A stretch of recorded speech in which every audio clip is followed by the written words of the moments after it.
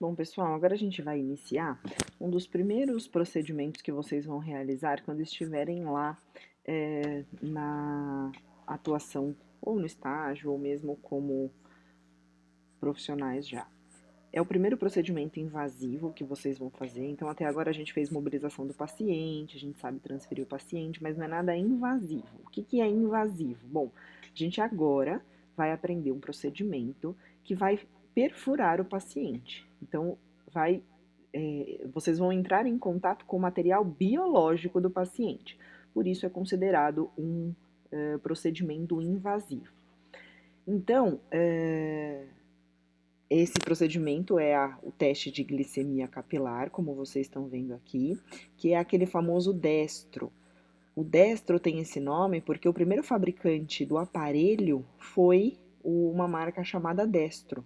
Então a marca levou aí a fama por muito tempo. Mas o nome correto, como nós vamos tratar daqui para frente, não é mais Destro, tá?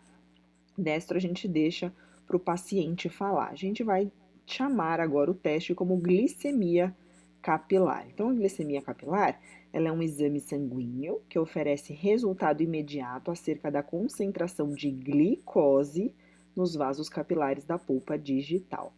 E quando que a gente faz esse exame no paciente? Normalmente em pacientes com a doença diabetes. Eu sei que vocês vão ter clínica médica já já, ou já estão tendo, e aí vocês vão aprender mais sobre essa doença. De qualquer forma, é importante que, como a gente vai aprender a fazer o teste, a gente saiba que nós temos dois tipos de diabetes: a diabetes chamada tipo 1 e a diabetes chamada tipo 2. A diabetes chamada tipo 1, para que fique bem fácil de vocês entenderem, é um tipo de diabetes que acontece na infância. Então, normalmente, crianças é que desenvolvem a diabetes tipo 1. Aquela que a gente vê nos nossos idosos ou nos nossos adultos, normalmente é a diabetes tipo 2, que, como vocês estão vendo aqui, ó, pega 90% dos casos. Então, acontece quando o nosso organismo não usa a insulina de maneira eficiente ou há uma produção de pouca insulina. E aí resulta em níveis altos de açúcar circulando no nosso sangue. Então, normalmente, nós vamos cuidar de pacientes que têm diabetes tipo 2. Então, para ficar claro para vocês e talvez mais fácil de entender, a diabetes tipo 1 desenvolve-se na infância e a diabetes tipo 2 se desenvolve na idade adulta. O que a gente vai ver então é a quantidade de açúcar que está circulando no vaso sanguíneo desse paciente. A gente tem um valor de referência, então a gente faz e precisa seguir esse valor de referência. Quando o paciente não tem a doença, reparem que está nessa coluna aqui, ó. E o paciente que tem a doença está nesta outra coluna aqui. Então, se o paciente estiver em jejum e ele não tiver a doença, quando eu faço o teste, precisa ficar menor que 110, tá? Se o paciente é diabético, quando ele estiver em jejum, é normal que esteja superior a 126, um paciente diabético. Glicemia normal, ou seja, o paciente não tem diabetes. Se eu medir a qualquer horário do dia, ela será inferior a 200. O que significa qualquer horário do dia? Significa que o paciente não está mais em jejum, eu não preciso esperar um tempo para medir. A gente pode medir do paciente logo após o almoço, então às vezes 30, 40 minutos após o almoço. Se a gente medir a 30, 40 minutos ou depois de 2 horas que ele almoçou, se ele não tiver doença, não muda. Sempre será um valor inferior a 200, tá? E se o paciente for diabético, vai ficar superior a 200 logo após as refeições.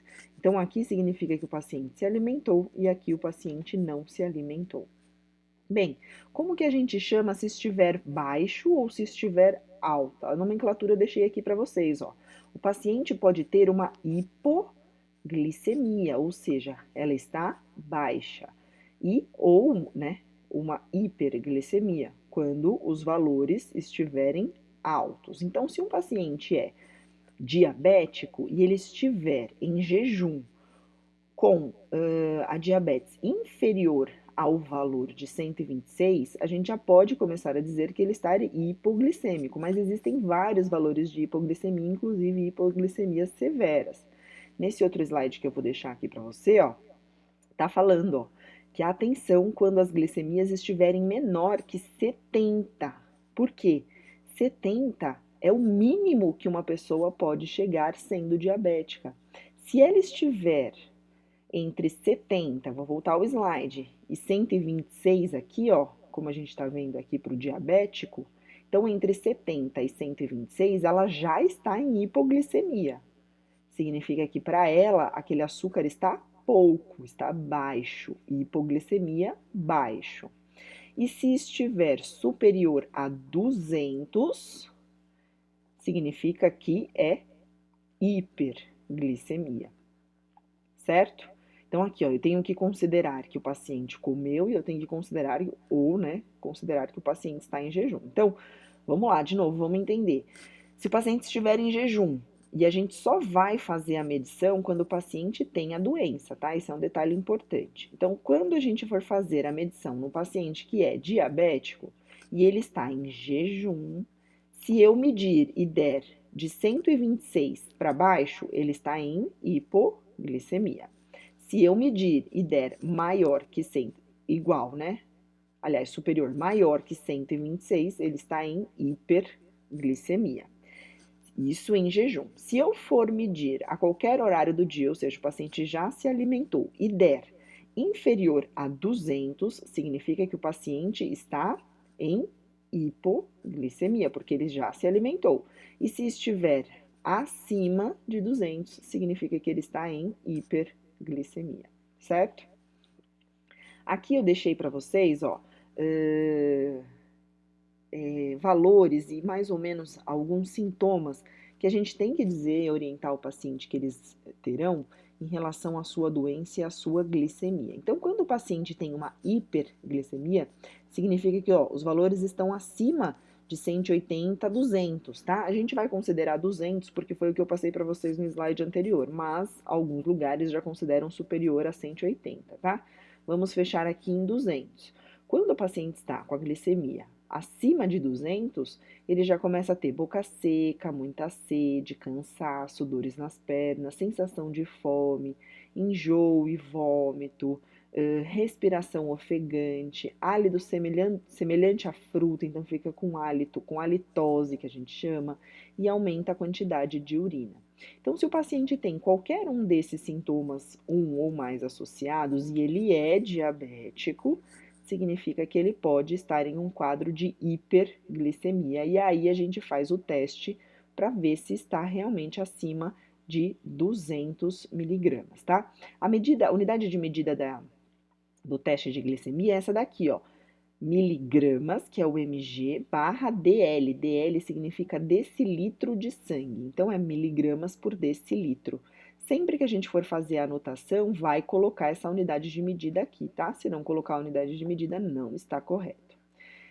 Então, bem, gravem bem isso daqui, ó. Quando o paciente tem hiperglicemia, ele pode apresentar qualquer um destes sintomas aqui.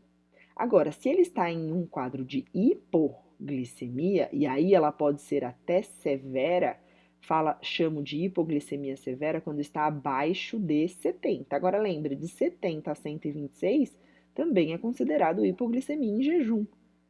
Lembra dos valores de hipoglicemia lá? Então, eu posso ver também através dos sintomas do paciente. Ele tem sensação de fome, tremor, suor frio, palpitações, dor de cabeça, alterações visuais, instabilidade emocional, sonolência ou o sono dele fica agitado e diminui a atenção e dá bastante confusão. Então, se o paciente está apresentando algum destes sintomas, um ou mais, né, associados, eu posso desconfiar de uma hipoglicemia caso ele seja diabético. Por que eu estou falando todas as vezes caso ele seja diabético? Porque um paciente que não tem a doença diabetes, ele não entrará em nenhum desses dois quadros, nem de hipoglicemia, nem de hiperglicemia. Vou contar uma curiosidade aqui para vocês. Tem gente que passa mal no metrô e fala assim, é porque eu estou em jejum, não comi nada. Aí a pessoa tem tontura, às vezes fica com a visão alterada e às vezes até desmaio, né? Fica com aquela sensação de fraqueza e desmaio. Normalmente, quando a pessoa está nessa condição dentro do metrô e acontece isso, trata-se de jovens que pensam que estão naquela condição porque não se alimentaram, né? E na realidade não é assim. Uma pessoa que não tem diabetes, ela não entra em quadro de hipoglicemia. Ela só entra em quadro de hipoglicemia para apresentar estes sintomas se ela tem a doença. Aquele jovem do metrô que caiu, ele pode muito bem ter tido uma hipotensão. O que é isso?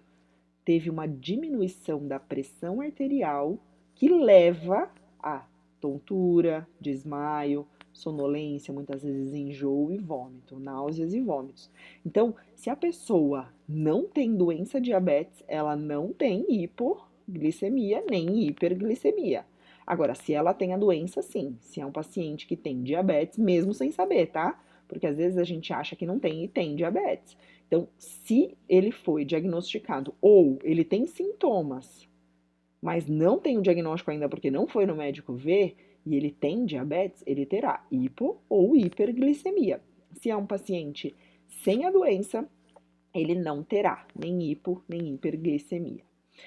Como no livro não tem o passo a passo, eu deixei aqui para vocês, e aí eu vou pedir para vocês irem pausando o vídeo e copiar todos os materiais necessários, então tem aqui, e tem o passo a passo, as etapas do procedimento para a realização da glicemia capilar.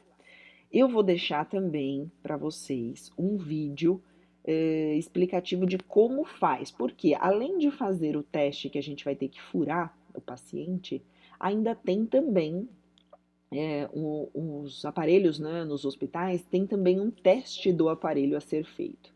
E esse vídeo ele mostra que tem também o testezinho do aparelho.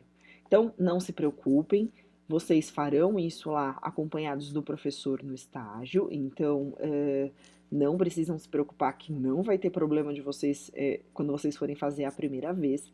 Mas o que é importante, gente, que vocês saibam o passo a passo e que vocês saibam quais os materiais que vocês têm que utilizar em relação ao procedimento, tá? Como atividade para este vídeo, que vai estar na aula de hoje, vocês vão ver outros vídeos também relacionados a outros temas, mas para esse específico eu vou deixar uma questão relacionada ao uso dos EPIs. Então, como a gente já sabe bastante sobre isso, eu quero saber, sendo este um procedimento invasivo, quais são os EPIs necessários para a realização deste teste de glicemia capilar. Então, eu vou deixar também lá no questionário uma pergunta bastante específica para esse procedimento, certo? A gente se vê na próxima aula. Até logo, pessoal!